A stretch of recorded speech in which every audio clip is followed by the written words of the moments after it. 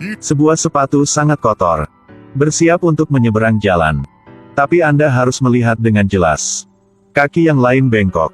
Ini adalah hantu dari seorang idol trainee. Kedua matanya memerah. Seperti melihat mangsa berikutnya. Seonmi berbalik kepalanya. Menemukan bahwa hantu sedang menatapnya.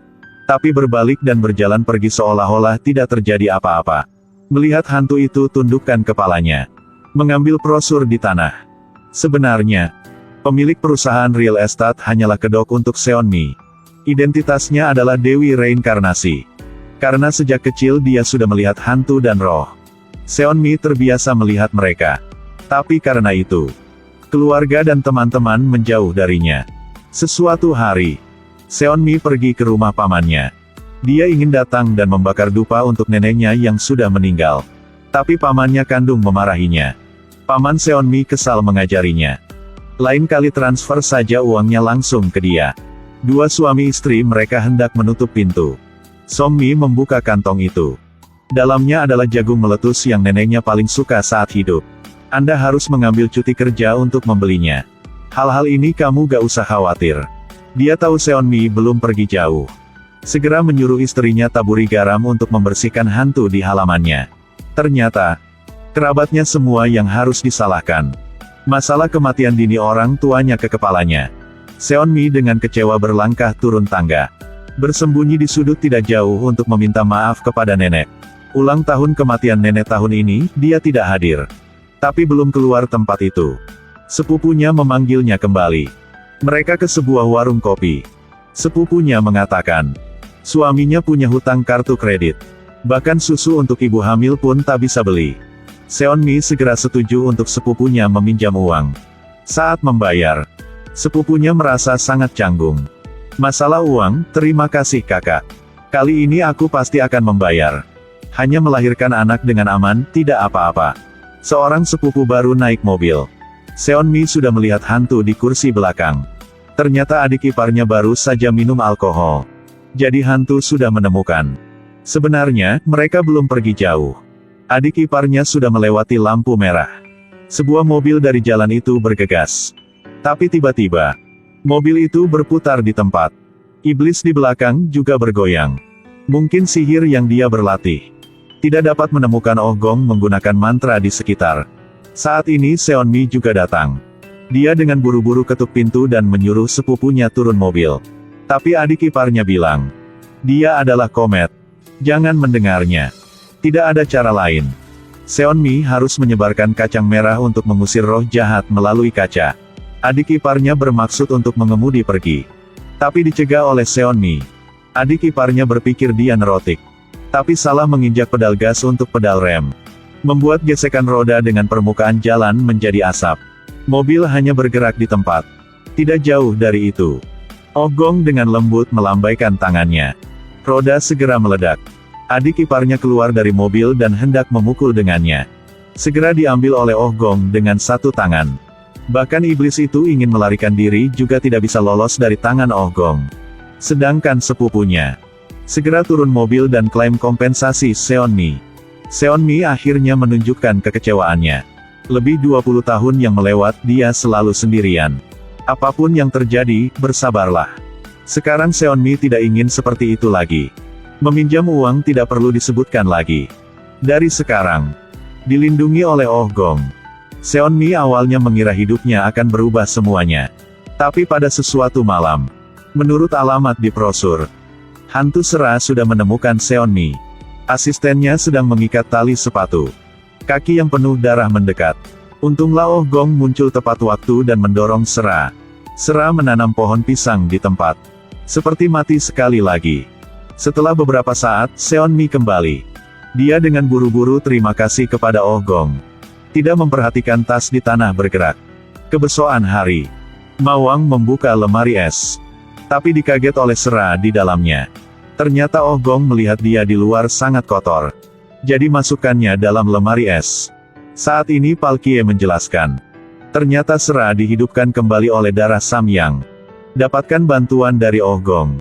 Dia perlahan-lahan mendapatkan kembali kesadaran manusia. Sera ingin mendapatkan kembali kesadaran. Menemukan penjahat yang membunuhnya. Tapi apa yang bisa dilakukan zombie? Dia mendengar ada dewa yang sangat pandai berdandan di sana. Palkie dan Mawang bersama membawa hantu itu ke dewa itu. Sebentar lagi, dewa membawa Sera ke bawah setelah riasan selesai. Apakah ini adalah hantu? Sangat jelas ini adalah seorang gadis cantik seperti bungu. Tapi kamuflase tetap kamuflase. Sera dengan senang hati membungkuk dan berterima kasih. Matanya segera jatuh. Jadi begitu. Tubuhnya akan cepat membusuk. Sesuatu hari, Sera melihat plat nomor yang sudah dikenal. Ketika dia mendekati mobil, seseorang memanggilnya kembali. Ini adalah putra di keluarga kaya Korea, Daesung. Mendengar bahwa dia bisa menjadi calon presiden berikutnya. Tapi saat dia berbalik tubuhnya kembali, dia kaget. Gadis di depan mata adalah seorang gadis yang dia tabrak sampai mati belum lama ini. Daesung melihat Sera segera tercengang. Jadi sudah bertanyanya. Sera mungkin sudah lupa semua hal yang hari itu. Daesung dengan tenang mengangguk. Gadis itu segera pergi.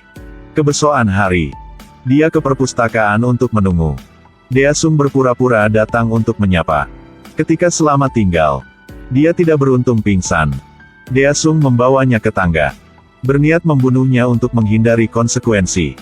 Tapi saat dia menyadari, di leher Sera tidak ada pembuluh darah, Daesung segera menelepon, menyuruh orang datang untuk perawatan mayat ini. Tapi saat dia berbalik, mayat sudah menghilang. Daesung semakin pikir semakin susah paham.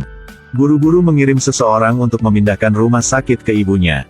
Bahkan pamflet yang mencari orang membuang semuanya. Dapatkan bantuan dari Palkie. Sera menemukan pembunuh yang membunuhnya.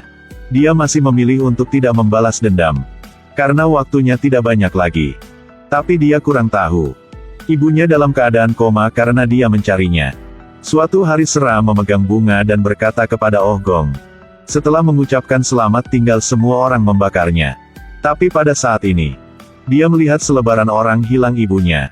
Dua preman membuat janji untuk bertemu dengannya sendirian, lalu mendorongnya ke bawah lantai. Setelah pemrosesan selesai, kedua preman itu ke tempat Daesung untuk mengambil uang.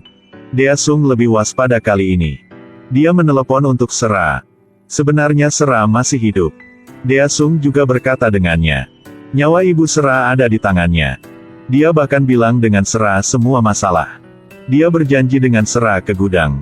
Daesung bilang ibunya berada di dalam kontainer. Tapi dia kurang tahu. Di dalamnya adalah peti mati yang aneh, digali oleh pekerja. Ini adalah pohon berumur 1000 tahun. Terdengar bahwa siapapun yang berani menyentuhnya akan mati. Seseorang dengan gergaji mesin mendekat, tapi juga menghilang dan tidak kembali. Ada seseorang menyentuhkan padanya. Kebesokan hari segera menghilang pikiran. Tapi area ini menghalangi bisnis. Jika Anda memulai konstruksi di sini dengan lancar, Anda bisa mendapatkan ratusan juta won. Situs konstruksi rahasia dengan hadiah. Jika ada yang bisa menebang pohon ini, mereka akan mendapat hadiah 5 juta won. Jumlah uang banyak seperti itu merangsang keserakahan pekerja. Seseorang mengendarai ekskavator untuk menggali pohon. Tapi dalam proses itu, di bawah pohon, mereka menemukan sebuah peti mati dengan naga di luar dengan umur hingga ribuan tahun. Daesung adalah orang berdiri di belakang proyek ini. Dia ingin melihat dalamnya adalah harta apa. Tapi ketika dia menyentuh ke peti mati, saya melihat ritual mistis. Mungkinkah Dewi bertopeng ini menjadi pemilik peti mati? Untuk menyelidiki dengan jelas, Daesung sudah berbohong dirinya sudah menculik ibu Sera. Menipunya masuk dalam untuk membuka rahasia di peti mati. Sera baru masuk. Dia dengan cepat tangan dikunci pintu. Buang semuanya ke laut. Aku tidak ingin melihat apa yang ada di dalam lagi. Daesung hendak pergi. Tiba-tiba peti mati bersinar. Peti mati itu sepertinya merasakannya. Darah Samyang dalam tubuh Sera. Kekuatan yang misterius ini. Hisap Sera lebih dekat ke peti mati. Dua preman di luar akan pergi. Tiba-tiba ketakutan oleh getaran yang kuat ini. Saat sinar menghilang, dua preman itu baru berani masuk dalam. Bagian dalam kontainer yang tadinya cukup kotor kini dipenuhi kelopak bunga mawar. Orang memakai baju hitam ini. Dengan Sera tadi seperti dua orang benar-benar berbeda. Dia hanya senyum. Pintu kontainer segera menutup. Kebesokan hari, ketika Daesung kembali. Dalam kontainer, Hanya darah segar dan peti mati kosong yang tersisa. Sebenarnya pemilik peti mati adalah biarawati kuno. Tidak hanya dia pandai mengendalikan hantu, tapi dia juga bisa memanggil naga. Raja yang tak terhitung jumlahnya telah mendapatkan kekuasaan di bawah bantuannya. Baik, karena takut akan kekuatan itu, seorang raja menemukan seorang pengrajin untuk membuat peti mati untuk menguncinya. Bencana apa yang akan dia sebabkan pada akhirnya? Dan tujuan dia ke sini adalah apa? Oh Gong dan Samyang akan menghadapi dengan bahaya bagaimana? Film A Korean Odyssey, milik Korea Selatan.